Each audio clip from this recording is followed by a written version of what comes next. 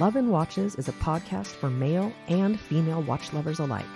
Perpetual Girl and Ranch Racer are a watch-crazy wife and husband team bringing you the latest in news, gossip, controversy, and anything else that matters in the world of watches. We hope you enjoy the show. Hey, Watch fam, this is Ranch Racer. And this is Perpetual Girl. And you guys have made it to episode 21 of the Love and Watches podcast.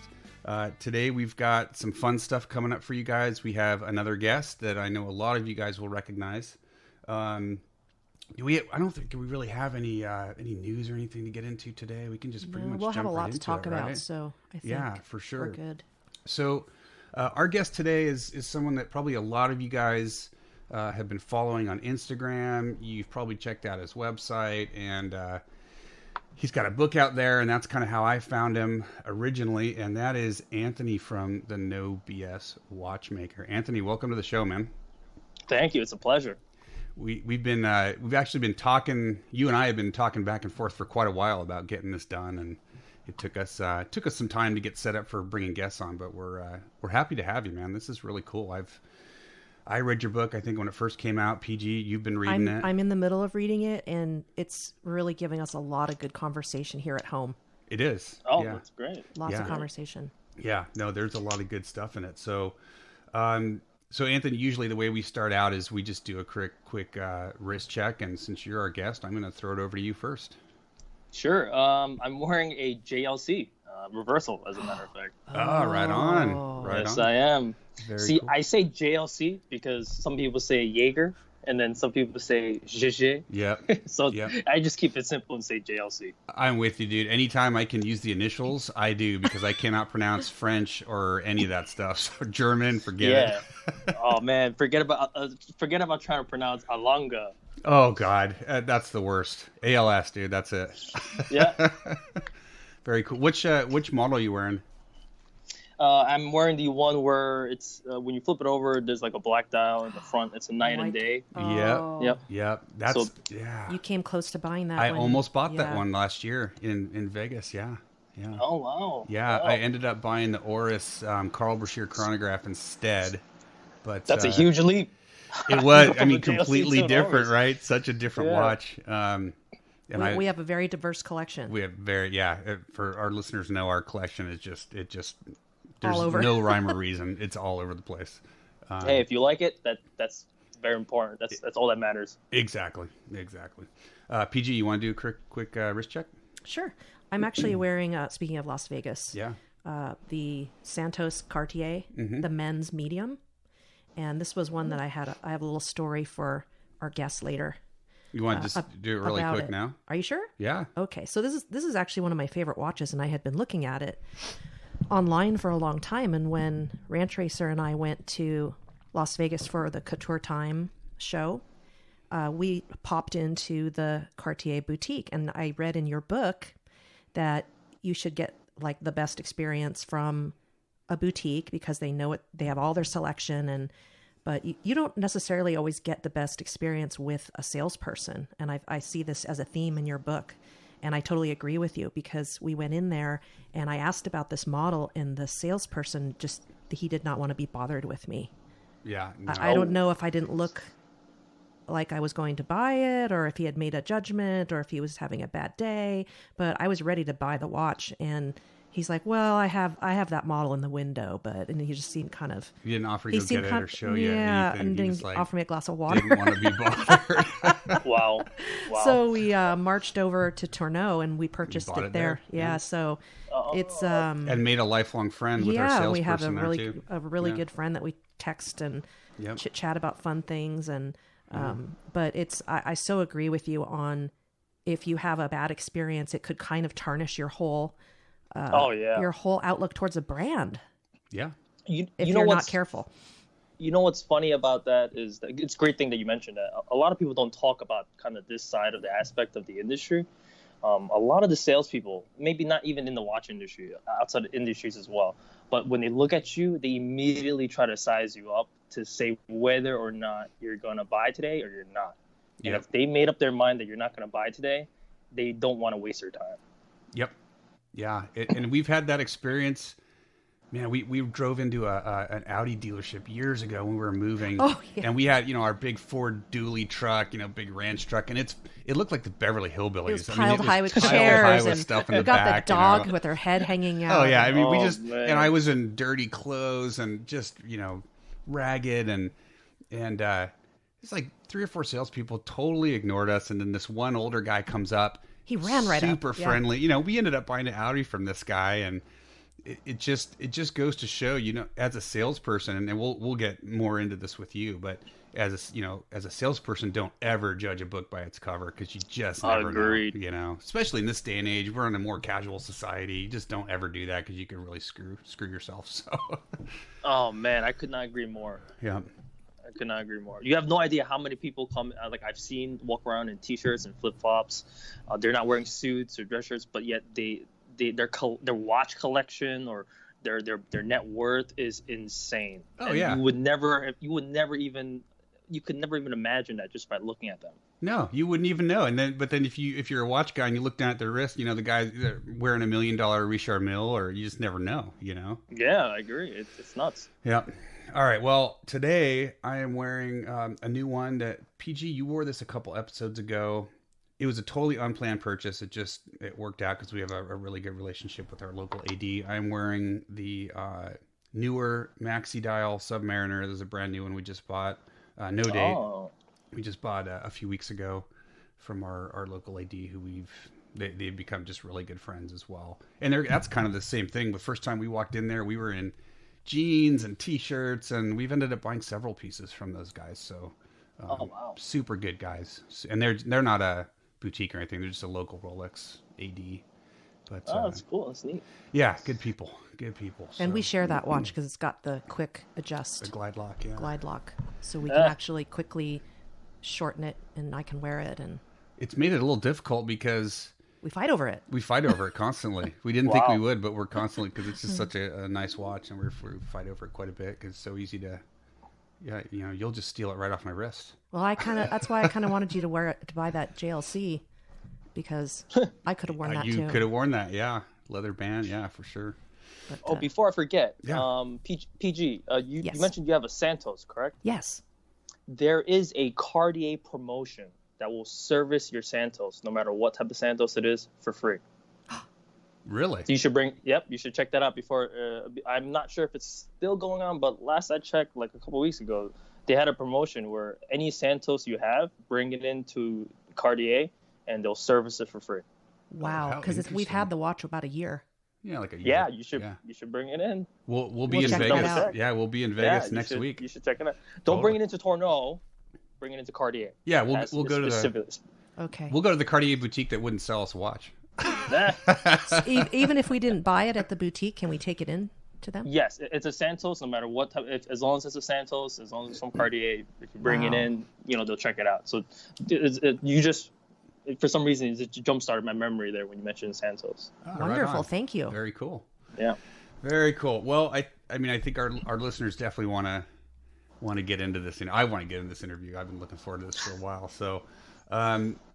So again, Anthony, you're not the typical watch. So when I think of a watchmaker, I'm as guilty as everybody else. I think of like some 100-year-old dude hunched over a little dark Swiss little guy. table in the Yeah. back room, right, working on some old watch. And Oh, yeah. you're the antithesis of that. And it just seems like you're trying to bring watchmaking to the masses, right? So you've got your Instagram account with all your followers there, and you're always posting pictures and challenging people to figure out what's wrong with this specific movement.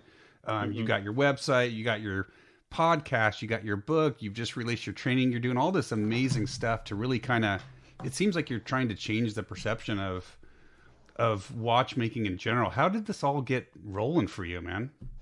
Oh man. Well, let's start off with a little context before I start the whole thing. When I first started watchmaking, it was like I learned from an old school watchmaker, and it was like do it this way and that's it, and then that's how I learned.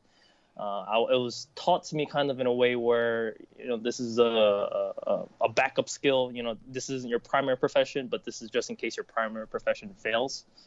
And for the most part, when I was learning it, it was it was taught to me in a complex way. It was taught to me in a boring way.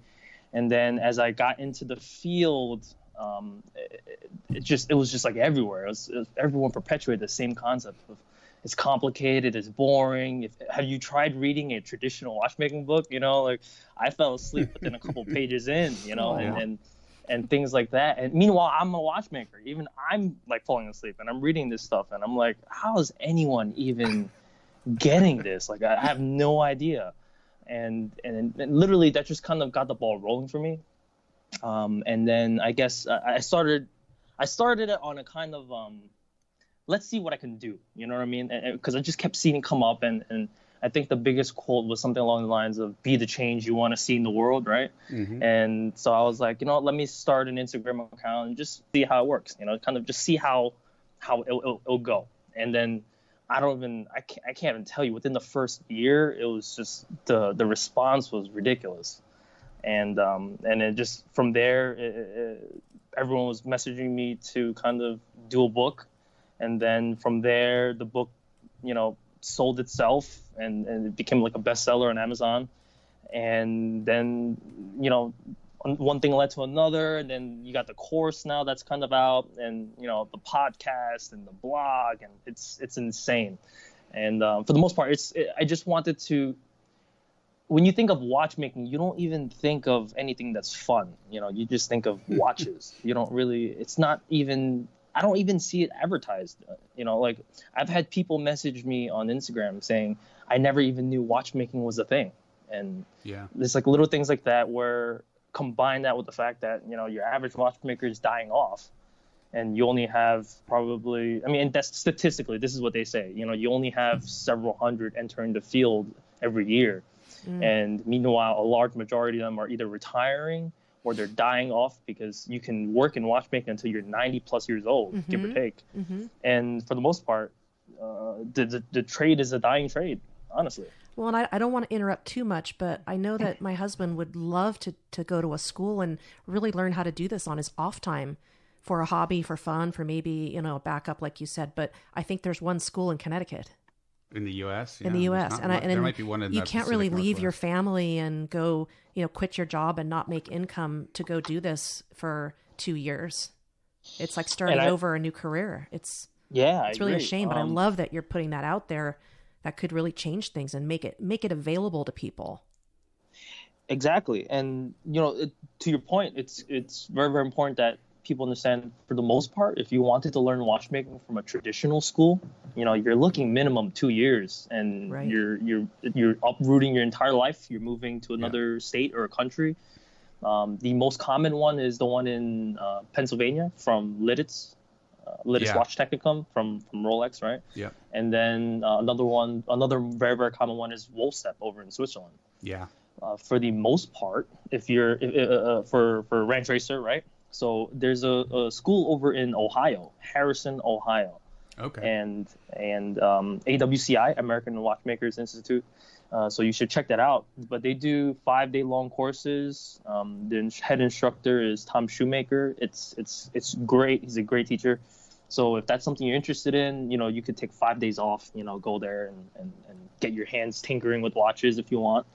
So that's cool. Yeah, I'm on the email list. I get those emails, and that's something that I have thought about is taking a week and going and doing that. And just I could maybe get so by cool. with livestock on my own. Yeah, you have to take days. Care of all the animals for a week. We've got about 20 of them, and some of them are 1,500 pounds. Yeah, they get pretty big. Yeah. Wow. But yeah, no, that's important for people to know, is there are other ways. And like we were talking about before we started recording the show, I've taken some online courses. I've done some 1-day, traveling watchmaking courses and that kind of stuff. So there are ways to learn. And now guys like you've got your watchmaking course out. There are other ways to do this besides, like you said, uprooting your entire life and going and doing a 2-year traditional course. There are other ways to do it. But it is an art form. And when I read in your book about how a woman came in with her watch and her clasp didn't work, and when you first started fixing that particular style of clasp, it would take you about 45 minutes to an hour. And after many years of doing it, you can do it in 45 seconds. Oh man, I still tell that story from now. I'm reading some really great stuff in the book. So Yeah, it is an art form. It's just like doing anything, like learning watercolor, or, you know, when you first start, it's hard and it's going to take time. So a course like that is a good start, but you know, online is got to be a little tough, but with video, you know, you're going to get some interaction and that's the technology. thing with technology. We're seeing what Anthony can do now with modern technology. When watchmaking first started all those hundreds of years ago, I mean, that this stuff didn't exist. So there are other ways to deliver good, reliable content to people to learn, right? I mean, I think you use Teachable, right? yeah, I use Teachable simply because of the format's there and it has the curriculum kind of set up, and I didn't want to change the wheel with that, you know. Sure. So I just kept it Teachable. Yeah, no, it makes total sense. So you're, like we said, you're younger than the average watchmaker. What made you decide to go into watchmaking? I mean, it's not a typical career choice, like you've said, Especially these days, right? Yeah. How'd you get into it? Oh man, I literally joke around and tell people it should be a movie at this point, and I get that a lot. I actually did not want to be a watchmaker, contrary to the popular belief. I hated watchmaking. Okay, my father was a watchmaker, and at the time when I was growing up, I was a child. You know, I was like 9, 10, and I would see my father on the bench every day, kind of working, and it was never interesting to me. And then when I hit 12 years old, I remember vividly when I hit 12 years old, it was from then on, 5:30 every single morning, on the bench working on watches till about 7:30. Get ready for school, go to school, come back home, do homework, and immediately hop back onto the bench until dinner time, and then rinse and repeat. And that was my life. And I'm telling you, on Saturdays, as a child, as a kid, you want to watch your cartoons. You want to go outside. You want to play freeze tag. Yeah, ride your bike. You want to go outside and, you know, play games and have fun and you know, enjoy the environment outside, the weather. Nope. Saturday, 5:30 in the morning on the bench until nighttime. Sounds like my youth as a pianist. Yeah. Oh my goodness. Yeah. Jeez. And then so you can see kind of as a kid, you know, that child apprentice. Yeah. That just takes a toll on you. Not even, you know, like I quit multiple times. We've had many arguments, and I hated watchmaking for that fact, because it was just forced onto me. And my father was one of those old school watchmakers where he was like, here, I need to teach you this. I need to teach you what I know. And how you want to do with it is up to you, but I need to make sure that you can always put food on the table. That type of mentality. Right. Yeah. And which is actually really cool. Yeah. In hindsight, it's always that way. You don't see it at the time.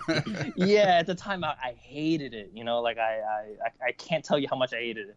And what ended up happening was that I started working. I actually started working as a watchmaker at a when I was legally able to work. I was a watchmaker already. Wow. And I worked up until I finished college, as a matter of fact, and I finished schooling. And then when I finally got into my primary profession, and I actually left watchmaking to go into my primary profession, it was nowhere near the amount of pay that watchmaking had provided me. And then at that point was when I kind of looked at it and was like, whoa, you know, watchmaking has gotten me this far in life. Yeah. And then I was like, I was really thinking in hindsight, kind of, you know, I had money when my peers didn't, you know, I was able to solve things and do things when my peers couldn't. And ever since then, I kind of looked at it with different eyes. And then I looked at it and I was like, you know, watchmaking has gotten me this far. Let me kind of see where I can go with it if I actually put my effort and time into it, you know. And that's when I started to kind of appreciate watchmaking. But I never wanted to get into watchmaking to begin with, and I tell people that all the time, and people, it just blows people's minds sometimes, and they're like, "Wow, you never wanted to be a watchmaker?" And I'm like, "No, never did." How fun! Well, now you've turned the whole thing on its head. I mean, you've like totally changed the whole perception of watchmaking, and it's really cool. Now, is your father still alive? Yeah, my father's still alive. And how does he feel about the technology with the course online? Is he pretty? He has to be pretty proud of that. Pretty proud of his son. At first, here's the funny thing about watchmaking. A lot of watchmakers are very secretive, and I don't know why. Maybe it's because it's a low tech. It's really a low tech field, right? So they're not really embracing technology as well as other industries. You can even see it in the brands now, the manufacturers today. But for the most part, when he first heard that I was kind of teaching people watchmaking on Instagram or giving away like golden nuggets for free, the way he saw it was, why are you doing that? Why are you, for what? Why are you giving away years of your work for free? And then people, they won't appreciate it, right? Like you're just gonna saturate the field and make yourself expendable at that point. Like that's how he thought of it, and I'm sure that's how 95% of other watchmakers think of it.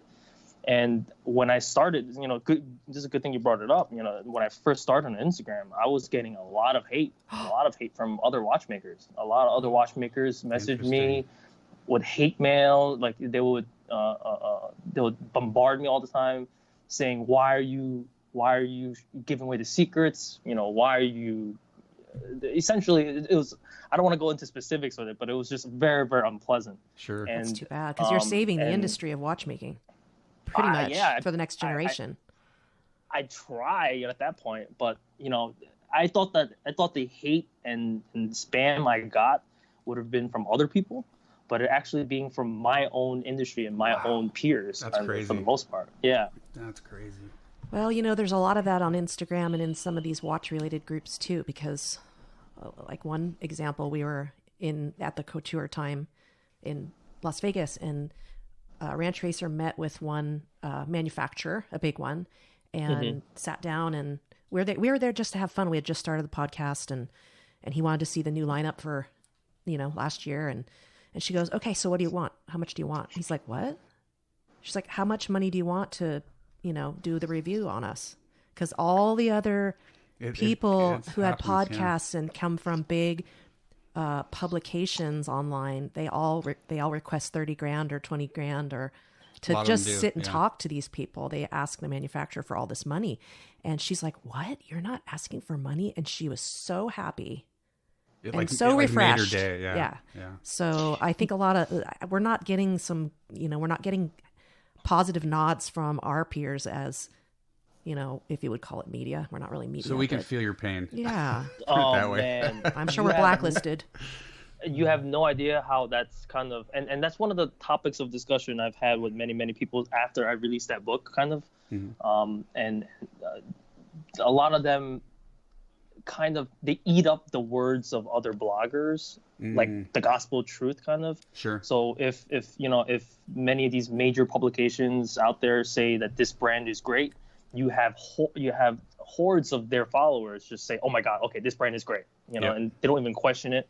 And for the most part, it's been kind of like a joke at this point, where these bloggers are supposed to present if you look at the bloggers as journalists, it's supposed to be unbiased. It's supposed to present the good, the bad, and it's supposed to say what they personally think, I guess, at some point. Yep. But for the most part, a lot of these bloggers are bought and paid for. They're charging these companies as well. Keeping the watch and... Oh, yeah. Yeah. It's kind of hard to be unbiased when you've got your wallet's all full and you've got this gorgeous diamond-studded piece on your wrist. Getting flown all over the world. No, it's getting wined and dined. And it's insane, yeah.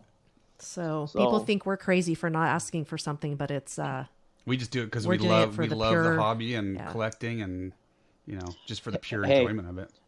The way I see it is, if you at the end of the day you can sleep at night, that's the main important part. Absolutely, the money. Yep. No, absolutely. So let's talk a little bit about your book, because again, that's how I discovered you, and then I found you on Instagram, and I've learned so much just following you on IG and reading the book, and now super looking forward to the course. But The book, which is, for those of you that haven't read it, it's 100 plus No BS watch tips. And it's a bit of a mixture of a lot of great educational points for even the non-watch person or the person just Absolutely. getting into watches. But then it's also mixed in with advice for watchmakers, which I really found fascinating because I'm not a watchmaker. I love, I'm probably one of those guys that you love because I'll open the case back and screw something up and I got to bring it to a watchmaker to get it fixed. Yeah. But I just don't look at that with a loop. Yeah, I love tinkering. I love learning about the mechanics. So it's a good mixture, but it seems to appeal to a wide range of folks. And one thing that comes out in the book, obviously, is your frustration over the years with salespeople, with in the jewelry and the watch industry, especially as it relates to your relationships with them. Can you talk a little bit about that? Oh man, geez, I don't even know where to begin. Here's the thing: when I first started as a watchmaker, so we'll go back to the topic. My father taught me watchmaking, so I never had any interactions with salespeople. I never even knew what could possibly go wrong or what to expect. So when I went out into the field and I had my first experience with salespeople, I almost felt watchmakers are almost treated like a second-class citizen. They're when you're in there and they're kind of coming at you and just tossing watches at you, saying, "Oh, change the strap," or "Change this link," or "Change this battery," and they kind of treat you like you're their servant, and it's when I first came out into the industry like that, and that's what I was, met with. You had no idea how much, how that changed my perception on salespeople. And I was just like, and of course, not every single salesperson is like that. There are some golden nuggets on there. Sure. But for the most part, like the salespeople were one of my biggest issues because they would be the ones who actually cause damages on stock pieces before the customer even gets them.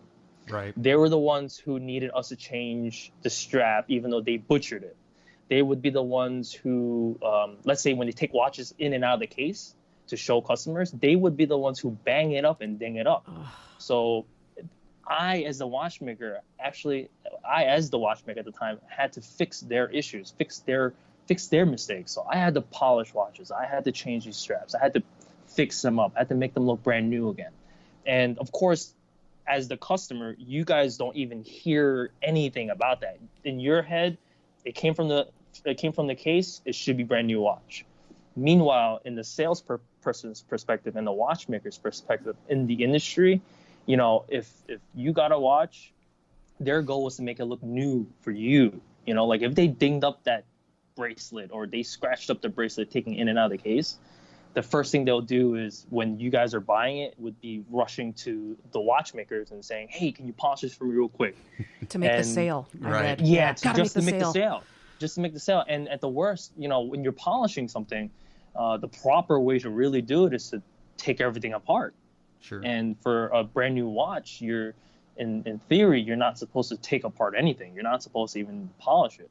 Meanwhile, here I was when I first started, because they were breathing down my necks and they had approval from the higher ups, and you would not believe the amount of crap that had to go on. And I had to polish the watch, even though it's supposed to be a brand new watch, and the customer never even knew about it. And the worst part was that I didn't have that interaction with that customer for me to tell them. I was kept downstairs in a basement, I was kept down. I was kept in the back room behind a locked door. You weren't in front of the glass like the animal in your book, the glass wall. Yes. Well, yeah. that was too. And as I moved around from different jobs, there was one point where I was behind a glass window, and I literally felt like an exhibit. Like I felt like a zoo exhibit. I felt like an animal, like the puppy in the mall. Yeah, and don't get me wrong, I get it. Well, people are intrigued. Yeah, exactly. I get it that people are intrigued and they want to come take a look, but just kind of the way the companies kind of set the whole thing up, I couldn't help but feel like an animal. I couldn't help but feel like an exotic animal when they come peering, and then there's some I'll tell you a story that I actually didn't even put in the book, right? One time I worked for this company where I was sitting behind a glass window, but around the room there's a side door, right? And it was on a Sunday, and I was working retail, of course, and a customer brought in a watch to change the strap. And so I'm changing the strap, and it's relatively quiet. There's only like one service person there, one service associate, right? So she took in the watch to get the strap changed, and she stepped off to go get something else. So then the customer was at the window, just like knocking on the window the entire time, just telling me to hurry up. And I'm looking, I'm like, what are you? Like, I'm like, it's not quick and simple. Mm-hmm. And then it got to the point where he literally just walked right around the corner to the door and stepped into the room and looked at me and just like pointed his finger at his wrist, like hurry up. And I looked at him and I was so mad, and I was just like, what do you think this is? You know, like, this is like, this takes time. If you want to do it, you can do it. Yeah. And long story short, it was just like, I have many stories like that where God. I felt kind of, and I'm not saying it's a service associate's fault or anything like that, but there are many, there are better ways to kind of situate a watchmaker or treat a watchmaker from a salesperson's perspective and a customer's perspective, that the industry just doesn't, it's not out there. You know, you don't hear stories like this from watchmakers. You're not a peer. You're more like their employee, it seems, but there's so much craftsmanship that goes into it. And when I was in New York City, could this also have been maybe the fast-paced culture of people wanting everything yesterday, or? Well, at first I thought it was a New Yorker thing, right? And your great point you bring up too. So at first I thought it was a New York thing, but when I posted my experiences of similar stories like this, you have no idea how many watchmakers from around the world have messaged me about the same thing. Wow. You know, and they feel the same exact way, and that they're glad someone's actually talking about it now. Wow, that's awesome. That kind of boggles my mind, because when we take a watch in to get serviced, I don't even expect a call for an estimate until at least a week. Yeah, it's just part of the ownership experience. You know, it's going to take some time. Because they're kind of like the master, like Obi-Wan. Right. He's the Jedi of the watch world. You would not believe how many people have brought in their watches on Monday, or actually, as a matter of fact, I had a story where a customer brought in a watch at Monday, and we closed at 6 p.m., and they brought it in at 5:55 p.m. And they called the very first thing in the morning when we open up at 10 a.m. expecting an estimate. They're like, how come I didn't receive an estimate yet? And we look up the repair history, and he just brought it in the night before. Oh. And you have the expectation is not set. Sure. Okay.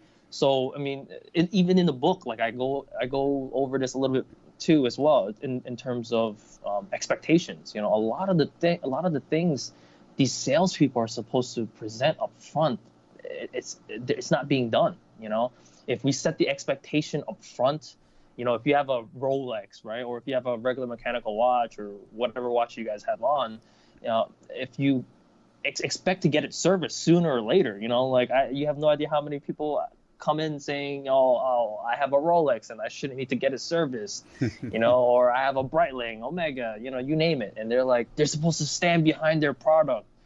And it's just expectations not set up front at that point. Sure. Well, and I love your analogy about a car, because, excuse me, I've often said that when someone will ask me, I want to buy a watch for my girlfriend or my husband, and it's like, how do you buy a watch for somebody? You have to take in so many things. It's like buying a car, I always say. What are they using it for? What are they like? Do they want to deal with a battery? Do they like older things? I mean, it's very much like buying a car, where there's not every car is the same. And you have to understand the service. And cars require maintenance. You've got to change oil and do all these things. And then when I started reading that in your book, I'm like, this is awesome. Yeah, it's great. I mean, for the most part, the book was kind of created for, like Rand Tracer was mentioning, it's such a wide range of topics, and I just wanted to get a book out there that had something for everybody. You know, whether they were a salesperson, and you have no idea how many salespeople have bought the book, and they just like thanked me about it the entire time. Oh, that's cool.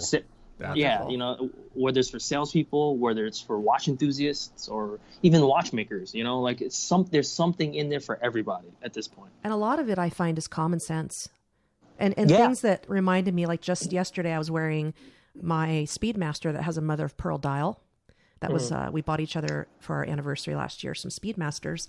And you made a really short 1-sentence comment about mother of pearl, how it's such a fragile shell that I'm thinking to myself, I should not be mucking out a horse stall with this watch on. No, you should not. Yeah. So and I knew that. And I have a whole set of watches that are utilitarian that are not expensive. And I normally try to use those just as a general rule, but it really made me think more detailed about, wow, that's mother of pearl, and that could shatter right inside there if I bump it against the horse kicks me or bumps into me, and you don't have to hit it very hard to break it. So yeah. Just common sense things that a lot of people probably don't think of, and the stories you're telling are hysterical.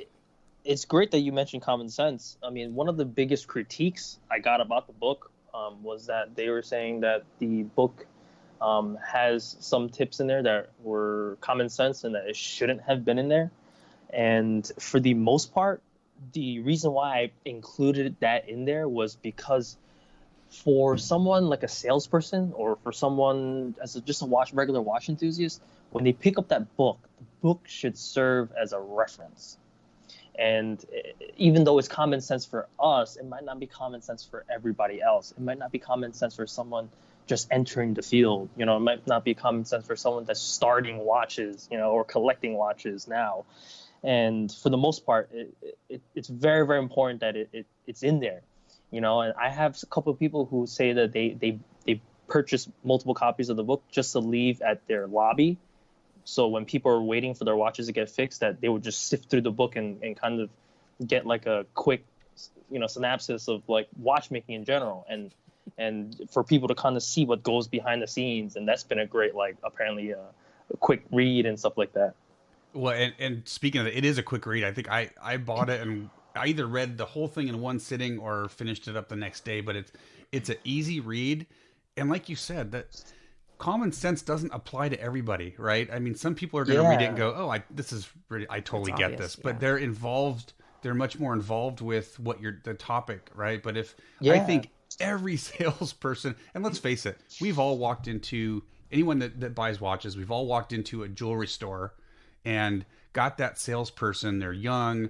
They don't have a clue about watches, right? I mean, they were hired. They've got a minimum salary. They need to sell to make money and commissions, and they don't care about the rest of it. But to me, a book like this should be like a must read for anyone that's going to start selling watches. Hire them, give it to them, say, you got 2 days to read this, and then we're going to put you on the floor and you're going to start selling. And I think they'd be more successful, to be perfectly honest with you. It's easy to overlook the obvious. Yeah.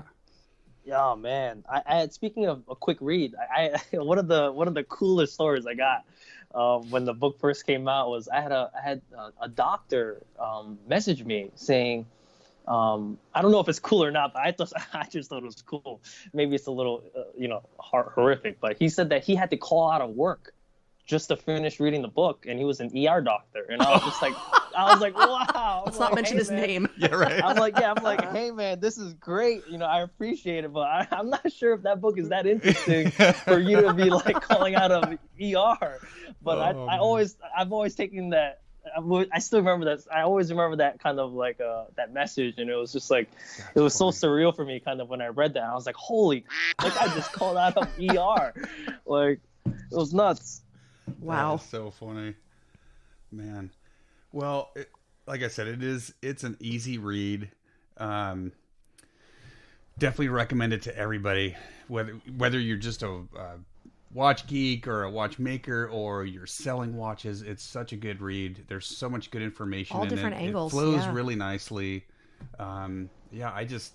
I couldn't put it down. Like I said, I bought it. I read it in 1.5 sittings. It's a very easy read, but it's just so packed full of information, Yeah. And it's to the point. Yeah. No, absolutely. Yeah. One thing you did mention in that book that I'll never forget, and it's changed my buying habits, is you were talking about how sales folks will, they're closing up shop for the night, and they'll put like 10 watches on their fingers, and they're all jangling and knocking together, and they go stick them in the safe. God. So I don't ever buy a watch without, if I don't have my own loop with me, I will ask for a loop, and I inspect the whole thing, top to bottom, bracelet, case, dial, everything, because after reading that, I'm like, man, it helps you understand what can happen to these, quote, brand new watches, right? Man, and that's one of the reasons why when I first started, I had to polish so many watches, because these I don't want to name the companies, but you would not believe the type of companies out there that do it. And it's not the company's fault. I think it's just the closing process they have at the location. Because everyone wants to get home, and no one wants to stay at work, I guess, right? So then everyone's like rushing, and everyone wants to pack up as fast as they possibly can. And for the most part, the biggest tip I have for people that are buying watches is that if you already know what type of watch you want and you're already at the store, just request them to get a new one. Request them to get a brand new one in, and then go from there. Kind of like what Paddock does for the most part. Right. So if you're there, you can just request to say, look, I understand these watches are in the case and whatnot, but it's okay if we can order one in. Of course, this doesn't apply to limited edition watches, or any of those watches. Or Rolex stainless steel. Yeah, the stainless steel thing is nuts.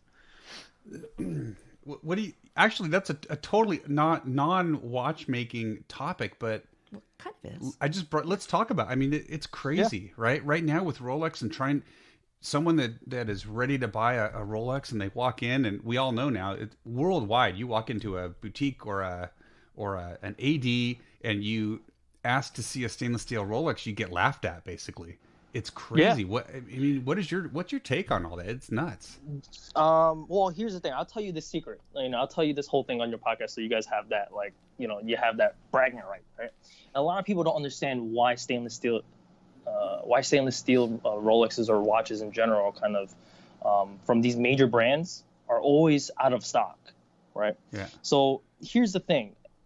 You got to think of it from a company's perspective. You have precious metal, you have platinum, you have 18 karat gold, you have steel and gold, and then you have stainless steel, right? Yep. So if you had to price that out, everyone would say stainless steel is entry level watches, correct?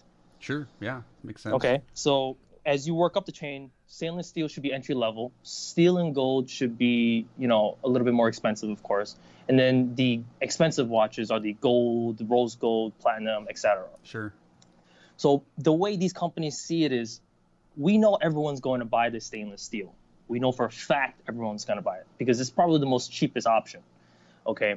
And from there, when everyone buys the stainless steel, no one's buying the steel and gold, or no one's buying the 18 karat gold. No one's buying the precious metal. So if we had to price that out, we price that out from, premium and basic, right? So the premium level watches would not get bought if the entry level watches or the basic level watches were available.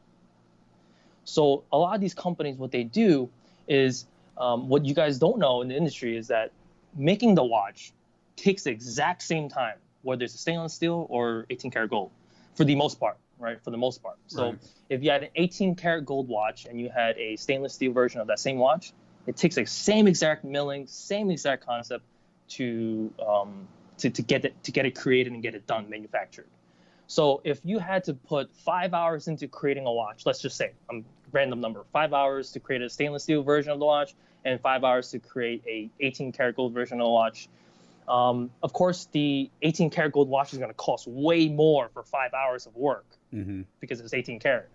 So compared to the stainless steel. So the way these companies have figured it out is that if everyone's buying these entry level watches and no one's buying the premium level watches, let's make, and if our time is more for the 18 karat versions, or our time is more for the premium precious metal versions of these same exact watches, let's make the stainless steel watches hard to get. So they flipped it on its head.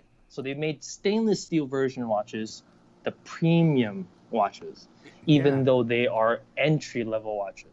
So now when customers come in and they're, like you said, they come in and they're ready to buy. And if they come in and the stainless steel version is not there, and the salesperson telling them, "Oh, look, these are hard to get, and you're gonna have to wait about a year or two." And even then, when we do get those watches in, we do get one per store, and they usually go to our VIP clients right away. Yep. And the very first thing is, if you're ready to buy, a part of you is looking at the rest already, like, oh man, what else? And then the salesperson is there. Oh well, we don't have this exact version in the stainless steel. We have it in steel and gold and or the 18 karat gold version. And when you're looking at it, people statistically from these companies, the way they see it is they will immediately buy the gold version and or steel and gold version of the watches. So they're able to make more money for their buck in those 5 hours of time they've spent to create and manufacture those watches than for you to simply buy the stainless steel version of it. Now, it's gotten to a point where the stainless steel versions are so unavailable and so limited that the stainless steel versions themselves have already eclipsed the price Correct. of 18 karat gold versions, Yep. right? So it's insane how you look at it and like stainless steel. Why is this more expensive than 18 karat gold version of it? Yeah. And the way they're looking at it is because no one has it.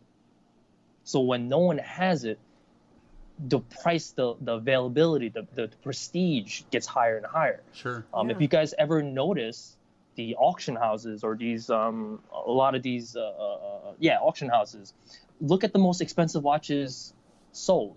Look at the watches that are going for more money than they were valued already. Most of them are stainless steel. Yeah. If you ever noticed that. For sure. So for the most part, like that is a secret in the industry that no one knows about or very, very seldom talked about. Right. And only the people who get these watches in, the presidents, the CEOs and stuff like that, they know Hollywood stars. Yeah, for the most part. And everyone's still, and this is, if you Google it, this is a big question. Like, why are stainless steels more expensive than 18 karat versions? Yeah. Like, this is the reason why. Brands specifically price it out so that their 5 hours of work for the manufacturing, their time spent manufacturing those watches is worth it. They're doing it so that 18 karat gold version watches get sold, platinum version watches get sold. Because if the stainless steel watches were in heavy supply, if they actually supplied the demand for those stainless steel watches, I can guarantee you the 18 karat gold versions, steel and gold versions, and the other precious metal versions, their sales would take a tank. And they make a lot more on those pieces. And they make a lot more on those pieces than they would on the stainless steel, because at the end of the day, if they actually supply the demand, the stainless steel versions wouldn't cost much anymore. Because everyone would be able to get one. Like just the other day, I guess Ellen DeGeneres was spotted with a stainless steel. Was it the Rolex GMT? Probably the Pepsi. yeah. And it's like, what is she? I mean, she collects Daytonas. But she's free advertising the stars are free advertising for these big brands, and they know that. Oh, yeah. They're always going to get it. Yeah, they're always going to get it. This is the reason why, these brands, the way they figured out it was, if you looked at it statistically, right, of, the recessions and the tanks that, America gets hit with for the most part, 2008, the housing crisis, etc.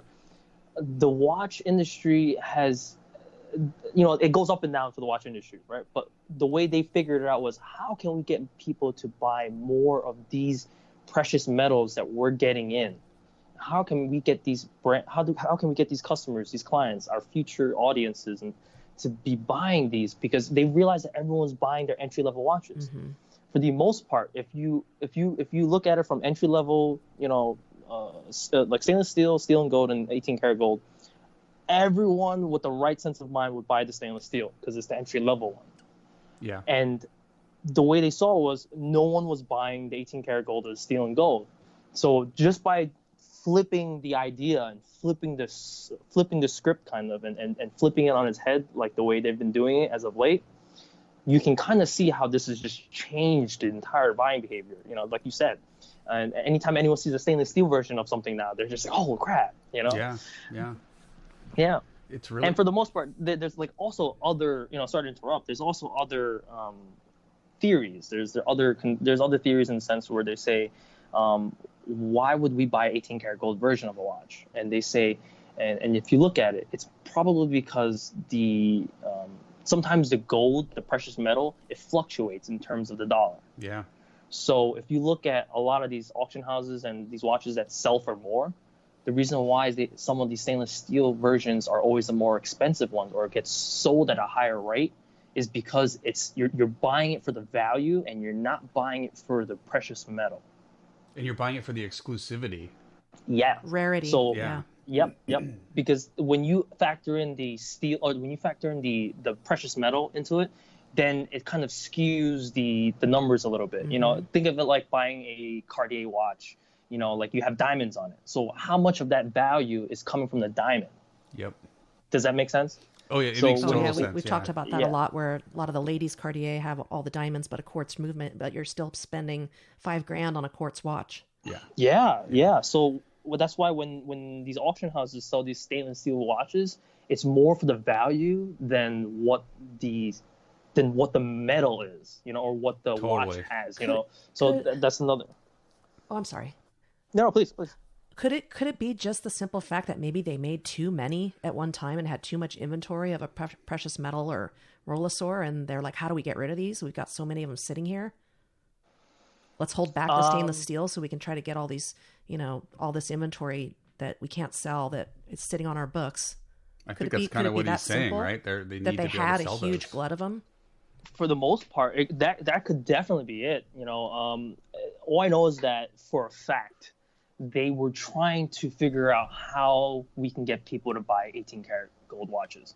Think of it like the recession in 2008, 2010, all the way up until 2019 now. Some people are still hit with financial issues. You know, some people don't have that type of money to be buying 18-karat gold watches. And if you tell someone, your average watch buyer, like, hey, buy an 18-karat gold watch, they look at you like you're crazy. You know, they're like, no, I'll just pick up a stainless steel version. So the large majority of people looked at watches and said, if I'm going to buy a watch, I'm going to buy a stainless steel version because it's the cheapest. Sure. So no one was buying, not that no one was buying, you know, of course you always have rich people buying stuff, but, you know, for the large majority of people, no one was touching the 18-karat gold inventory. No one was touching, on off chance, you have people touching the steel and gold, but you didn't have many people buying 18-karat gold watches. It kind of makes me sad for the person that really has saved up $3,000 or $4,000 and wants to just buy a basic Oyster Perpetual, you know, stainless, and they can't because of this game. It's crazy. Yeah, for the most part. Wow. Well, and with the, like you mentioned, with the precious metals, you're paying a lot. You're not paying what the market rate for that metal is. You're paying a lot more for it, right? So usually when you buy a precious metal watch, for the most part, when you walk out, you've lost value, right? It's like driving off the lot with a car. Whereas with the stainless steel, you walk off and you've made money on it. It's just it's, like you said, even it's now with flipped the on its head. two-tones, you're making money. I know. It is just. I didn't mean to go off on a tangent, but we've got you here, and I have it's a good such question, it's such an interesting topic. So since we've been talking about the high-end watches, I've kind of been doing a little thinking the last couple of weeks about some of the new trends in disposable mechanical watches, like and I hate to mention manufacturer names, but okay, we're already on the blacklist. So and we love our Swatch watches. We love the brand, and they have a lot of good, you know, they're the parent company of a lot of great brands. But with this new System 51, I understand that that's disposable because it's got a lot of plastic. It's got rivets instead of screws, and you know, it's not cheap. It's more than a Seiko 5. It could be up to $200. What's your feeling on a disposable watch? And am I incorrect in saying that that's not a repairable watch? Because I can't find anything about repair on that watch. Oh man, this is a loaded topic. For the most part, right? Here's the thing: a lot of people were buying watches, and we mentioned it earlier, right? A lot of people buy watches without the idea of getting them serviced. So a lot of people, when they buy a watch, they're like, "Oh, this watch should work forever," right? Right.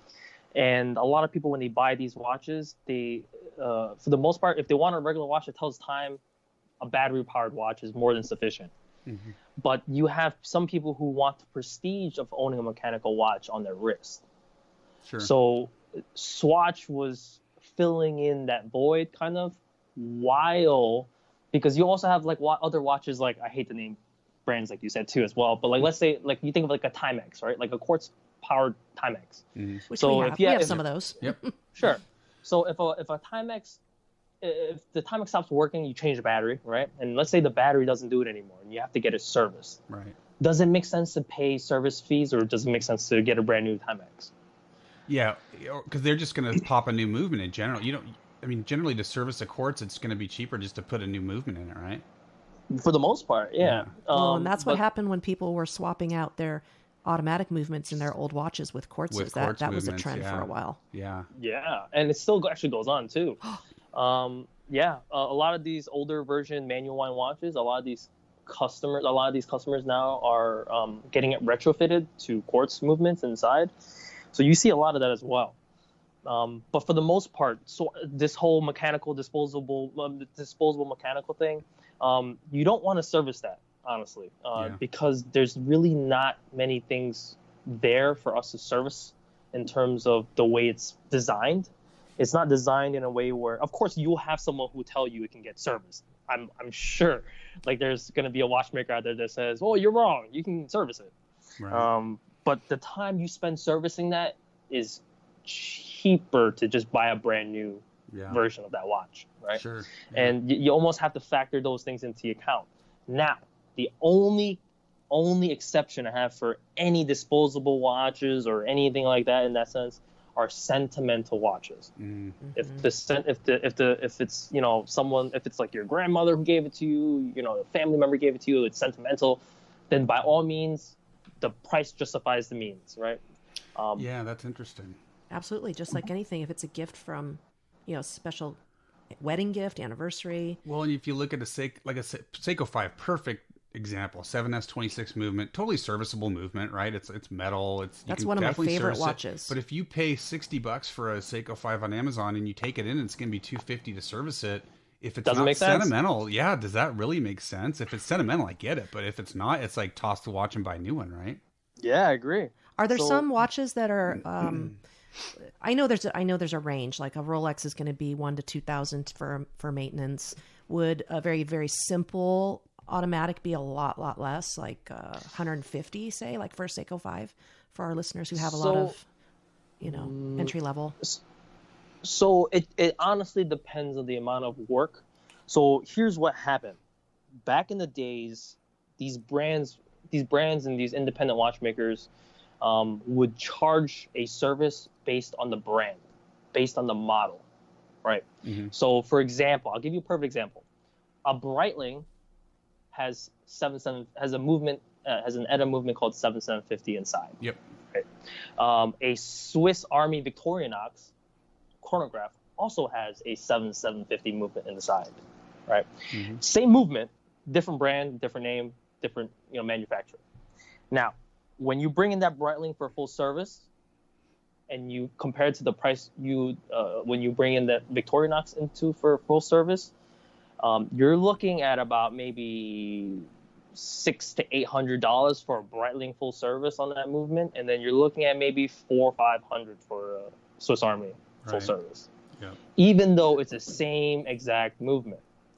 Yep. So why the price discrepancy, right? So that's because they used to price it out at a brand level. They used to price it out at the model, right? Mm-hmm. So now the industry has slowly been starting to move into or even just for an independent level, right? The independent watchmakers, they're moving it towards a way where they're servicing it based on the workload. So at an independent level, if you bring in a watch to an independent watchmaker, you bring in both watches, Breitling and that Victorinox to the same watchmaker, in theory, it should cost you the same amount. So he might price the Breitling less because of the Victorinox, because of the workload being the same exact thing. If that makes any sense. That makes total sense. Well, and it depends on if it's broken too. Well, and exactly. So, and that's the thing. And this is perfect because I did want to kind of transition into the discussion around servicing, because we've been doing some Q&A episodes, and one of the questions from one of our listeners was around servicing. And there's so much noise out there when it comes to servicing. You've got one camp that says, if it says the service interval is 5 years, you service it at 5 years. Then you've got another camp that says, no, that's ridiculous. Your Rolex can run for 20 years, no problem, and keep great time. And Rolex is going to charge you the same whether they have to replace one part or 50 parts.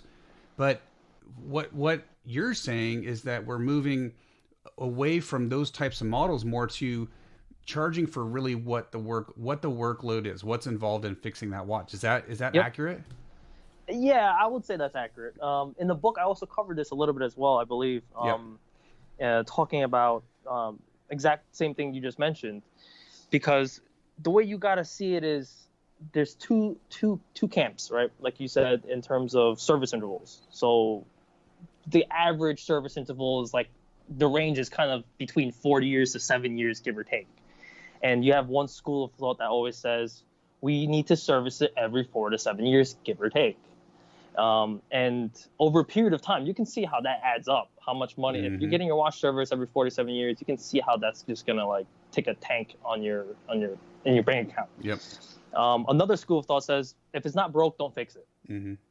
And at the end of the day, it just honestly depends on what you do for a living, on how often you wear your watch, right? So if you, what school of thought are you from? Are you servicing whenever they're saying servicing, or are you servicing only when it's broken?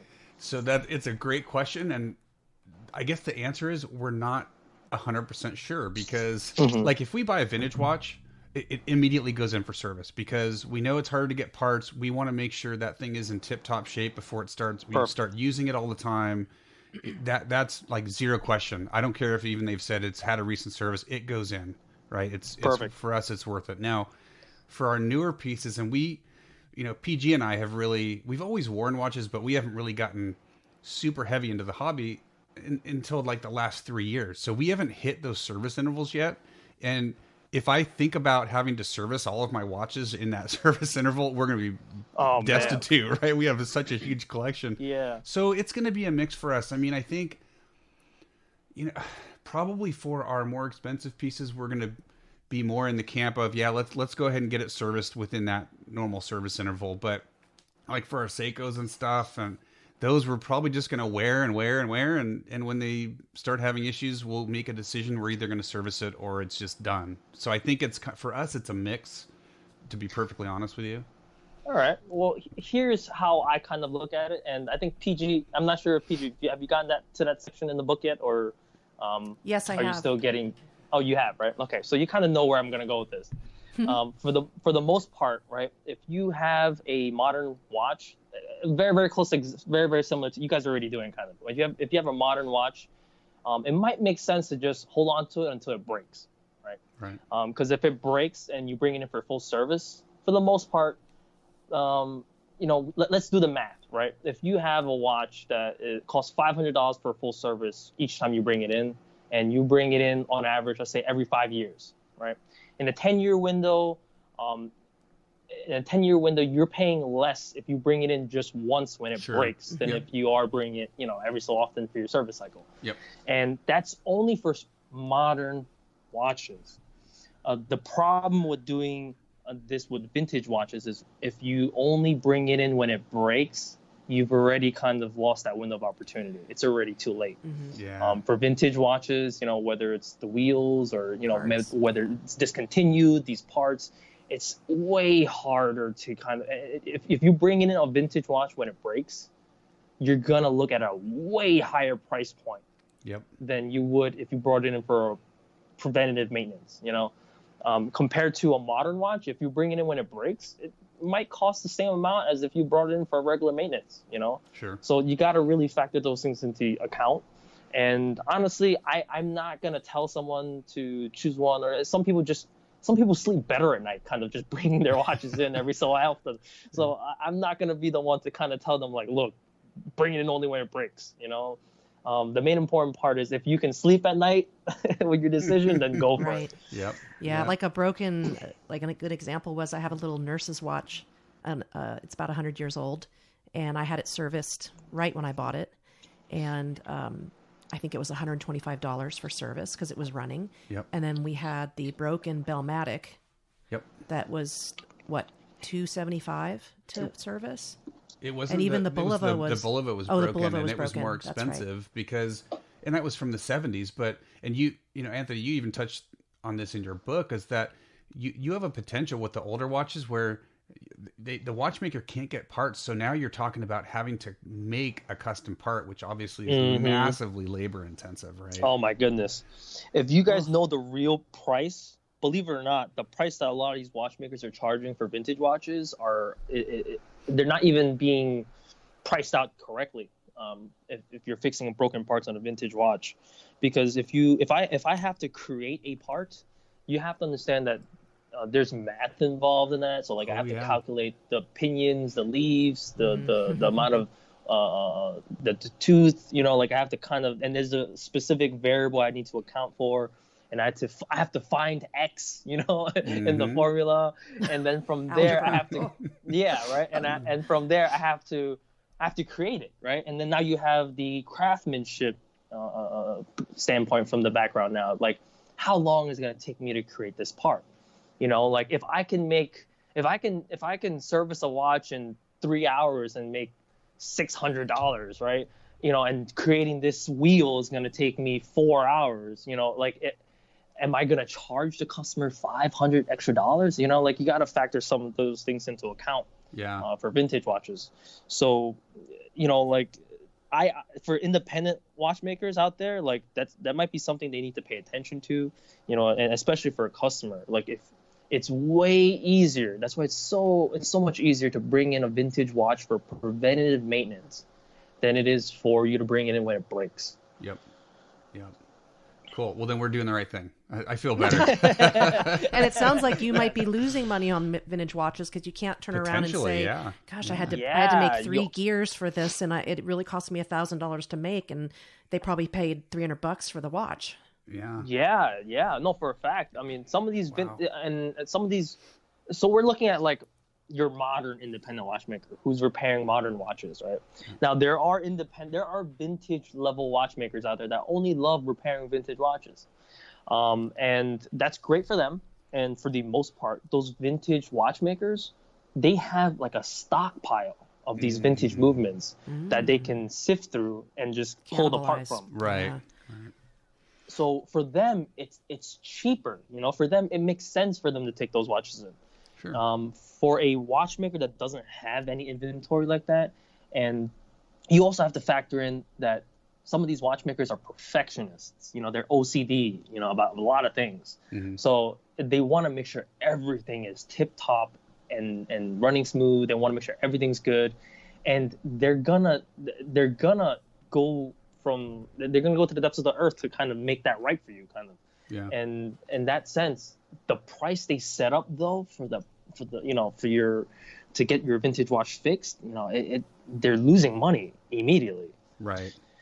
So like stuff like that. And on a side tangent, the craziest thing I've ever seen for vintage watches was a customer brought in a vintage Patek Philippe pocket watch, and we sent it to Patek Philippe, and Patek Philippe was like, and this is a long time ago, the Patek Philippe was saying that it's gonna cost a couple $1,000 just to do an estimate.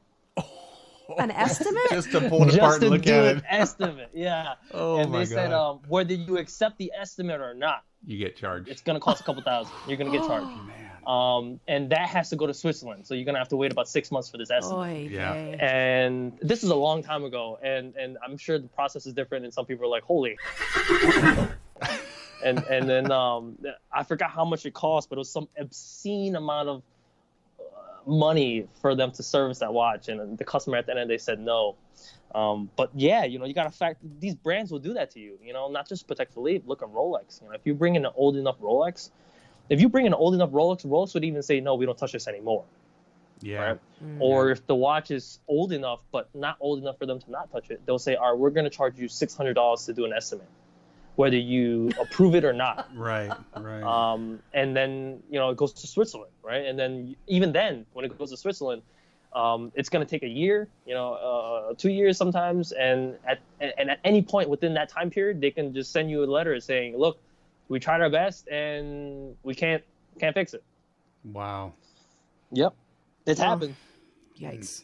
We find that we are moving away from even like using watch winders all the time, because burning your green time on it's like inventory management. I did that for a large airline for many years.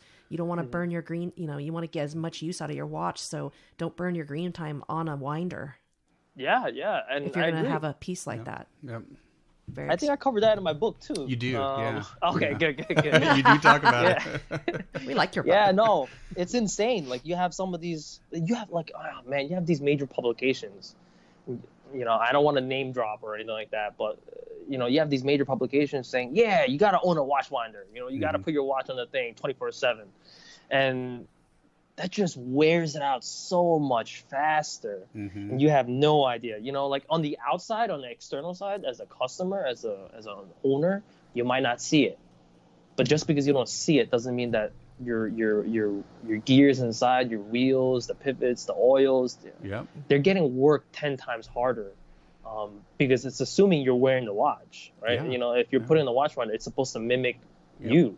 So if you're putting your watch on a watch winder 24/7, you're wearing that watch 24/7. So if your average service cycle is 7 years and you're wearing it and you're putting on the watch winder every single day, you better expect to bring that watch in for service sooner rather than later. I can see where someone who's very elderly or someone who doesn't understand, some people just don't understand how to set a watch. If it's got some complications that are like perpetual calendars and moon phases and things, I can see where there's a real benefit for that. But every case is different. Yeah. You just have to try to evaluate it with common sense. Yes, common sense. If you look at it from an average Joe's perspective, it makes sense to just wind the watch up and set the time on their own and call it a day. But if it's an elderly and they're not active enough when they're wearing the watch, that's a big issue too. When they wear the watch, they're either they don't walk fast enough, or they don't walk enough, or they're not as active. And the watch doesn't get wound. So a major common complaint from a lot of independent watchmakers are elderly people. Like they bring it in and they're like, oh, the watch isn't running, or the watch isn't keeping time. And then you kind of look at their activity level and it's like, well, that's why. So we find that when we have elderly people put their watches on watch winders, the amount of people who come in for timing issues drastically go down. Sure. Well, Anthony, I mean, I could talk to you about this stuff for hours, but we're up on about an hour and 15 minutes, and I did want to give you an opportunity to talk about your watch course, because that's kind of the latest thing in your repertoire of offerings. And like I said, I signed up. I think I was one of the first 50 or something. As soon as I saw that you had come up with this, I signed up for it, because like I said, I just dig this kind of stuff. Talk about the watch course, how that came about. What are you trying to encourage more people to get into watchmaking? Is this just for people like me that just want to geek out on it? How did this all come about, and what do you want to tell our listeners about it? Well, here's the thing. When I first started, I try to kind of educate people behind the scenes of watchmaking and the watch industry and stuff like that. And then with the book as well. Another avenue that I kept getting messaged about was watchmaking, like learning watchmaking. And everyone was, they were sending me videos from other people teaching watchmaking, or even I just looked at it kind of myself briefly, and some of the stuff that they teach isn't industry standard. Like it's either old or outdated information, or they are showing you their version of it. And there were a lot of issues with that. There are a lot of things that people are learning the wrong way, and they think it's the right way. And so that became a huge thing, kind of, where a lot other watchmakers were interested in learning industry standard. Other watch enthusiasts who wanted to tinker around with stuff wanted to learn watchmaking at home, but to learn it the industry standard way. So at the end of the day, I'm not trying to reinvent the wheel. I'm not saying that when you finish my course, you are a certified watchmaker.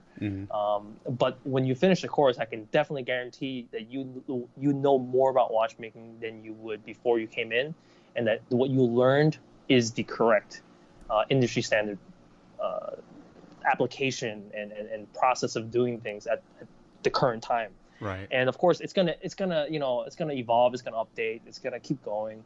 But for the most part, it was just seeing all the issues out there, kind of, and seeing how so noisy out there in terms of what's right, what's wrong. I just wanted to see at this point to show what I know, what the industry does, and how I feel about certain things, and just to fill in that gap that's kind of been nagging me about it. And it's just been a project since, and then the reception I've gotten from it is just ridiculous. It's like everyone's like, they're happy. I have a lot of watchmakers that actually messaged me too when I released the 2092 they're like, holy we've been doing it wrong, you know, like, and it's cool, you know, when you do something like that, and people are receptive and people are really, really interested in it, that it's really amazing. And one of the biggest things also, and I'm sure we spoke about this before too, was the camera angle. You know, the biggest issue was the camera angle. Yeah. You know, when you learn watchmaking over the computer or, you know, online, the camera angle is everything. You know, like, you got to get the right angle, the right view, and it's not supposed to be a substitute from learning traditional watchmaking or learning watchmaking in person, but it is close. You know, like, it is very, very close. Wow. Well, that, and, you know, I have personal experience with this, and I'll tell our listeners, be careful what you find and what you watch, especially on YouTube. You search on YouTube, you can figure out how to do anything, right? You can find someone teaching something about pretty much any topic. And I was working on an SKX, a Seiko SKX, right? 7S26 movement. And I had found some video online. I'm like, oh, this is great. I can follow the video. And you know, it got to the part where there's a screw that comes out the opposite direction, and the guy didn't say anything about it, right? So I go to unscrew it, and boom, snap the head right off, you know? And, yeah, and I don't have the tools to get that out and stuff, and so I ended up buying another movement that I could pop in the watch. But that's a perfect example, I think, of why people should be looking at courses like yours, because you're going to prescriptively go through this and make sure that people are aware of what they're doing, and that they're doing things the right way, and that they're hopefully going to be able to avoid pitfalls like that, right? I was so ticked off when that happened. Yeah. Did you see the initial video in the disassembly section where I kind of go over quickly the entire process? I haven't. I literally just watched your first intro video. That's the only thing I've seen so far. Oh, man. When you get a chance after this, just go to the disassembly section, and that very first video, click on it. Okay. All right. To avoid pitfalls like that, when I was first starting off and I was looking, I'm like, I have to be able to describe everything to the viewers in a way where they can understand it. Because if I, at any point, cut out a certain section, you will be lost, right? Right. So what I ended up doing was shooting a video from start to finish of disassembling the entire movement. And then on the right-hand side, I had a picture in the top right-hand corner of what I'm touching. So anything my tweezer touched on that movement, you saw what I was touching on the top right-hand side. Oh, that's so you cool. You saw the name of that specific part, and then you saw what it was. You saw the name for it on a technical document, and then you saw in a contextual aspect, like what it was for. Right. Okay. So it was very important, you know, like, and you'll see it throughout the disassembly section. Like, I'll give you my thoughts. I'll cover. You know, I cover, you know, whether this is a left-handed screw, right-handed screw, you know, like I cover, you know, where to be careful of. And when you remove this, what to look for, common mistakes while doing this. And it's you know, I've had problems with that too, you know, so that's why, like, the biggest thing for me was, how can I get this across where I can be damn near close to be teaching this person right next to them, but through the computer. Yep. Yep. No, that's, I'm going to tell all of our listeners, definitely go check out Anthony's website. It's nobswatchmaker.com. He's No BS Watchmaker on Instagram. Sign up for this course if you're at all interested in the intricacies of watch. Even if you don't want to do your own services, or it's going to give you more appreciation for it. I'm looking forward to going through the whole course. Like I said, I've already done some other courses. And dude, I don't know how you're pricing it, where you're pricing it, but it is really competitively priced. I mean, you get a ton for your money in this course. It's nuts. When I first started, especially for you, since you pre-ordered it. Yeah, yeah. The pre-order price was nuts, man. It was such a bargain. Like, everyone was messaging me saying I was an idiot. Like, some were telling me, they're like, you're giving away all your secrets, everything you do from start to finish for that price. They're like, man, you are a fool. And I was just like, well, it's a pre-order price. This is supposed to be, you know, this is supposed to be a steal, right? You know, yep. So that was that. But even even the normal price, it's so competitively priced for anything you're going to find out there, even like, you know, online or books or what. It's really competitively priced even at the full retail. So definitely, I recommend all of our listeners check it out. It'll bring in a lot of new people, because there's so many micro brands out there now. Oh, yeah. There are so many more watches. Oh, It's kind of like man. it's like a renaissance. So what's going to happen in 5-10 years when these watches need to be lubed and there's no clean watchmakers. and no one's around to Yeah. fix them? Yeah. Man, and honestly, this is the whole reason why I kind of also did this, was because I also wanted to get people interested in watchmaking. You know, like, here's the thing, right? If you look at how much learn watchmaking costs, it's insanely expensive. You know, just to go to Switzerland or uproot your life, whether we're talking, you know, currency expensive, or whether you're talking about losing time from your family, right? It's expensive. It's a huge toll. And when you look at it that way, if you purchase a course online and you actually attempt to tinker with it, and it sparks an interest where you look at it and like, this is something I really want to do. Like, I want to take this to the next level. Yep. Right.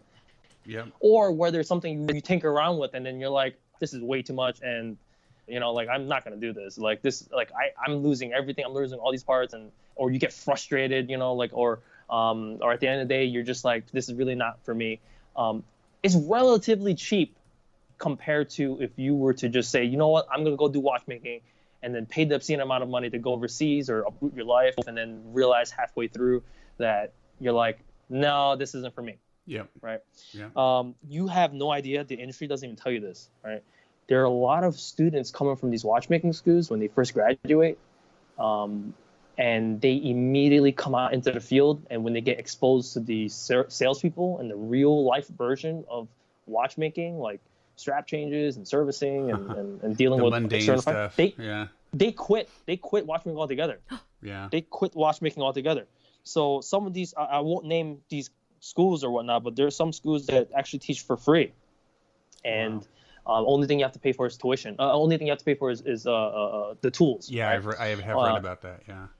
And when you come out and you're in school, and these teachers, these instructors, they're telling you you're going to be the next George Daniels. Well, he's like a watchmaking figure, you know, like you're going to be the next Roger Speakman. Smith. Yeah, right. Yeah, right. You know, and they're like, oh, you're going to be the next best thing in watchmaking, and you could be this, you can create your own brand, and yada, yada, yada. And everyone's eating this up. And as students and you're fresh in the field, you don't know any better. Sure. You know, when you come out into the field and your first experience is a salesperson tossing a watch at you, saying, "Tell you change the strap," and your experience, and you see all this arm cheese come out at you, you know, and and then like out of the ultrasonic cleaner. Oh man, like the very first thing, like it's not uncommon, and I'm not gonna lie, and I don't know the exact number, but it was a huge issue. But it's not uncommon for these students to just drop out altogether. Yeah. Just leave watchmaking and altogether. And it's nuts, you know, to consider the fact that how much time you just spent learning watchmaking, how much time you put into it, uprooting your life to go to these things and to learn all this stuff, for you to just quit altogether.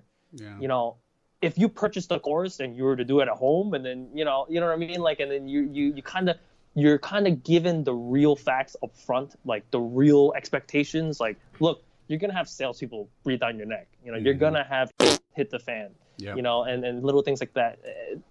At least it adjusts your perspective, and it doesn't, you don't come out and you're not shell shocked when things hit the fan, you know? Yeah, you're a big fish in a little pond, and then you get out into the real world and you're the little guppy in the big pond of New York City. Or Silicon Valley, and that was the biggest thing. So I mean, hopefully, you know, this answers the questions for a lot of people. And you mentioned a great point of like why I started it. Kind of like, there's an article on my website, right? How to get into watchmaking, and I've looked at the statistics for that over the years, because I posted that in 2017, I believe. Yes. It was 2017. Yeah. You have no idea how much traffic I get from that specific post. Like, I get insane amounts of traffic. And in that post, I mentioned the practical way to get into watchmaking. And it was to just pick up like a clone version of a 6498, pick up a couple, you know, pick up a tweezer, pick up a loop, pick up a couple screwdrivers, and just go at it, right? Yep. And just like see and tinker, and if you get frustrated, or see if you like it, see if you enjoy it, right? Yeah. So then I guess the biggest question afterwards was that people were saying, oh, this is great. You know, they want to be watchmakers. but they just don't know what they're doing when they're taking it apart. Mm-hmm. You know, like they don't know how to oil, they don't know how to lubricate it, and they don't know how to, you know, properly disassemble, clean it, you know. So this was created to kind of fill that gap, and ever since then it's just been nuts. You know, it's this course has been taking so much of my time. And speaking of the vintage, you know, vintage parts and stuff like that, oh man, the bang for the buck for these for a lot of the guys who enrolled is nuts. Like I'm just spending day in day out kind of recording, video editing, haven't even got a chance to like update the blog. Oh man, it's just been like, it's been taking a toll on me, man. Well, it looks like it looks like it's going to be worth it. Definitely worth it. So Anthony, this has been awesome, man. This has been a ton of fun having you on. I've really been looking forward to this, and I hope you've been able to help educate our listeners a little bit having you on the show, and definitely encourage folks to go check you out, man. This has been great. Really appreciate it. Yeah, no, it's a pleasure. It's a pleasure to be on your podcast. Yeah, thank you, and thanks for giving us some of your precious weekend time. Yes, yeah, it's. I know it's hard. Kids. You're busy, and we record on weekends. So we appreciate you being flexible, and I hope to do this again. We'll have you on the show again. This was a lot of fun. Oh man, the time flew by. It's been how long has it been? We're almost at an hour and a half. It's one of our longer podcasts. So, man. It's been such great information, Yeah. and I bet I got some hungry geese out there that are just waiting for me to give them their breakfast. Oh man. Well, yeah. So let's wrap it again, guys and gals. All of our listeners out there, please go and check out Anthony's stuff. Again, NoBSWatchmaker.com. He's No BS Watchmaker on Instagram. Go check him out. Follow him. There's always good tips that you're going to find on Instagram when you follow Anthony, and just highly recommend going and checking them out. So, I think that's a wrap, man. Thanks again. Awesome. We really had a lot of fun. This was a good one. Thank you so much. Yep. No, thank you guys. It's been a pleasure. It's actually, the time flew by so fast. It's insane just like talking. Yeah, it just that's why we started this podcast. It just, this stuff flies by when you're talking about something that you love, and we really enjoy it. So thank you again. As always, folks, please go and follow us on Instagram, Love and Watches on Instagram, loveandwatches.com. Check out the website. We've got the YouTube channel that we're spinning up that we've started to post some videos on. We're going to have some new stuff coming out in the next week or so. I am Ranch Racer and on Instagram. And I am Perpetual Girl. And thank you very much, everyone. And we will see you all for episode 22. Take care.